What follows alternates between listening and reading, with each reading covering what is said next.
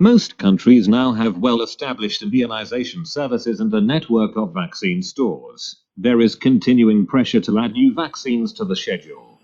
At the same time, novel injection equipment and vaccine presentations are appearing on the markets in response to the need to provide safe injections. Managers of immunization services have to make decisions on the choice of store location, choice of refrigeration equipment, site and building selection, space planning, and equipment procurement. A well-run vaccine storage and distribution system should maintain a constant supply of vaccine, injection equipment and waste management supplies. Keep vaccines, injection equipment and waste management supplies in good condition. Minimize vaccine wastage attributable to spoilage and expiry. Maintain accurate inventory records. Rationalize the locations where vaccine and other supplies are stored. Use available transport as efficiently as possible. Ensure safe disposal of used injection equipment, discarded vials and other toxic and hazardous waste generated by the distribution system. Eliminate theft and fraud. Monitor the performance of the storage and distribution system. Provide information that will help with the forecasting of vaccine and other supplies requirements. The refrigeration equipment area should be laid out so that diluents and OPV droppers can be stored on easily accessible shelves close to the cold store. Each vaccine manufacturer supplies diluent that is only compatible with its own vaccine. It is very important that diluents be systematically stored and subjected to the same rigorous stock control procedures as the vaccines with which they are intended to be used. Experience shows that good control of diluent stock is more likely to be achieved when it is stored close to the vaccine with which it is to be used. Vaccine stores should be housed in permanent buildings, which should be designed and constructed to a good standard that is appropriate for local climatic conditions. Temporary buildings should be avoided. They are rarely satisfactory and are expensive to maintain. If funds are scarce, there is a tendency to continue using temporary buildings indefinitely. If temporary buildings are all that is available, the use of transportable cold stores may be justified. If the store is in an area affected by flooding, it should be on high ground or raised above flood level. The loss of a major vaccine store in a natural disaster has potentially life-threatening consequences for the population concerned. If an existing building is used, it must be in good condition.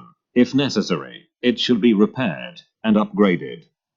The minimum standards are desirable in any vaccine storage building. Roof and ceilings in good condition, completely free from leaks. Roof space insulated and/or ventilated in hot climates and insulated in cold climates.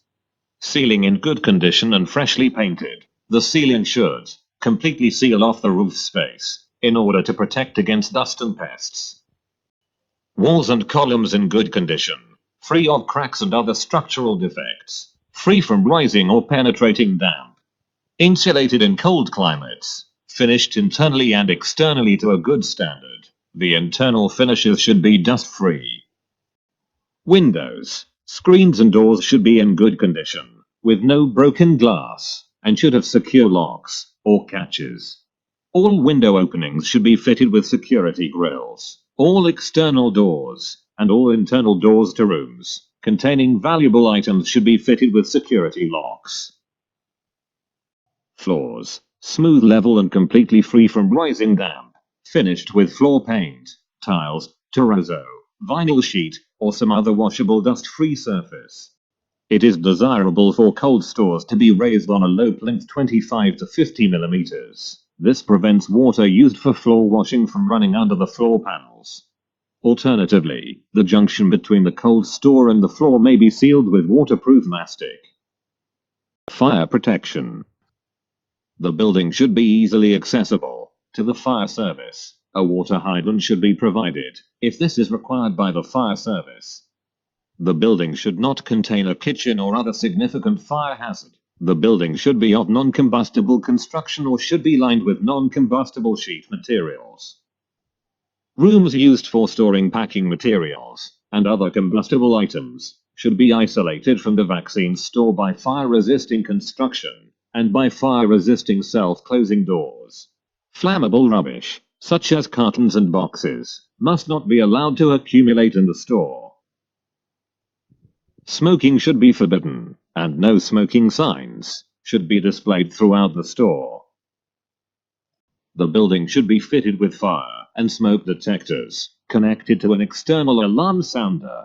If possible, the alarm system should have an automatic telephone connection to the fire service. There should be at least one carbon dioxide or powder fire extinguisher close to the entrance door for extinguishing electrical fires. In addition, there should be at least 2 carbon dioxide powder or water extinguishers within 30 meters of any part of the vaccine store for extinguishing other types of fire. Fire detection and firefighting equipment must be inspected regularly, and staff must receive adequate training in firefighting techniques and emergency action. There should be regular fire drills.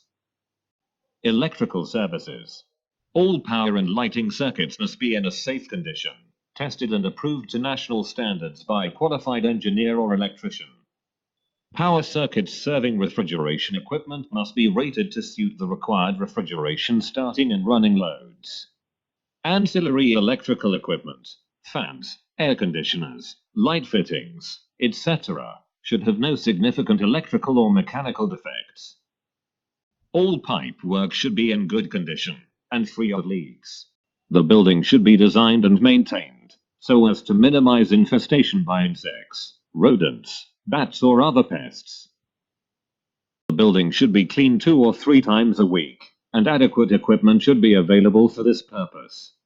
The building should be secured against break-ins and should be located so that access to it is controlled. The reliability of the electricity supply is a key issue when refrigeration equipment is being chosen. Where power cuts exceed 8 hours in 24 hours, the use of ice-lined refrigerators and high-performance freezers is essential. Ice-lined refrigerators are available with holdover times of up to 32.5 hours at an ambient temperature of 43 degrees Celsius. Vaccine freezers can achieve a holdover time of up to 17.5 hours at this ambient temperature. All sites storing large quantities of vaccine should have a standby power supply. Often this is achieved most economically by locating the vaccine store in a hospital compound or on some other site that already has a standby generator. If possible, however, the generator should serve the vaccine store alone. A generator that serves only a vaccine store should be fitted with an automatic starting device linked to the alarm system of the cold store or refrigerator freezer. If the vaccine store is served by a compound generator, this is generally started by an automatic mains failure device. In this case, there is no requirement for an alarm-triggered startup. All generators should be run at least once a week and should be serviced regularly so that they remain operational. The fuel tank should be kept full. A generator should be sited so that it does not create a fire hazard. Typically, it should be located in a separate building or in a weatherproof enclosure. The fuel tank should be isolated and should be surrounded by a low wall or an earth bank in order to prevent fuel spills from spreading. The fuel supply for the generator must be a priority allocation. A running log should be kept in order to monitor fuel consumption. The main power is connected through a servo-controlled voltage stabilizer to safeguard the refrigeration equipment from voltage fluctuations by providing a constant voltage. Refrigerators and freezers must be installed correctly so as to ensure safety, reliability, and maximum life. All the wiring in a vaccine store should be carried out by a qualified electrician. All circuits should have effective earth protection. The power leads of appliances should be no longer than is necessary. If they are too long, they should be cut back to the correct length. They must never be coiled in order to avoid obstruction, because coiled cables heat up and may catch fire. Ensure a stable electricity supply. Provide a voltage stabilizer for each appliance in accordance with the recommendations. Provide circuits with correct ratings. Connect electric refrigerators and freezers to a power supply rated to take the maximum load of the appliances. The maximum electrical load occurs when the compressor starts up. Compressor startup loads are 5 or 6 times the rated running loads. Refrigerators and freezers should be wired permanently into wall outlets. This overcomes the risk of deliberate or accidental disconnection. It is desirable to have a key-operated switch for each unit. Alternatively, the switches may be located in a lockable cupboard. If removable plugs are used, they should be fixed to the wall outlets with adhesive tape. Avoid small and poorly ventilated rooms. Refrigerators and freezers produce heat when equipment is placed in a small room with poor ventilation. This heat cannot escape and the equipment cannot operate effectively. In order to avoid overheating, provide a minimum of 4.5 cubic meters of room volume per 100 liters of vaccine stored. There should be some means of permanent ventilation in the room.